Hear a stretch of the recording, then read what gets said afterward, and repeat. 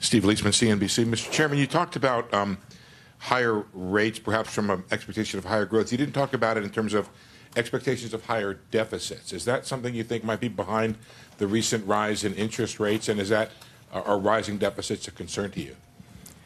So we don't comment on fiscal policy, and again, I don't have a lot more to say on what's driving bond yields.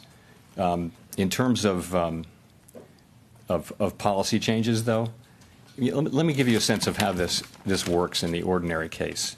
Let's say Congress is considering a rewrite of the tax laws. Doesn't matter what's in the content. So we would follow that. At a certain point, we'd think we see the outline, so we'd start to model it.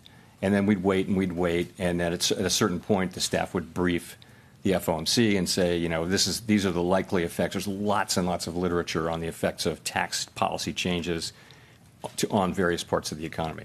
So we'd try to get smart on that, and then the law actually passes. And, you know, you'd start to put it, you'd probably run an alternative simulation before that happens, just to keep people trying to understand it. Then when it actually passes, it goes into the model along with a million other things. So, you know, we have a very large economy. Many things are affecting it at any given time. And, you know, a law change of some kind would go in there, but it would go in. But it would, you know, it's a process that takes some time. Clearly, the legislative process takes a lot of time. And, of course, the real question is not the effect of that law. It's all of the policy changes that are happening. What's the net effect? And, you know, the overall effect on the economy at any given time. So I think that's a process that takes a lot of time and that we go through all the time with every administration constantly. And this will be no different. But, you know, right now there's nothing to model right now. It's such an early stage. We don't know what the policies are.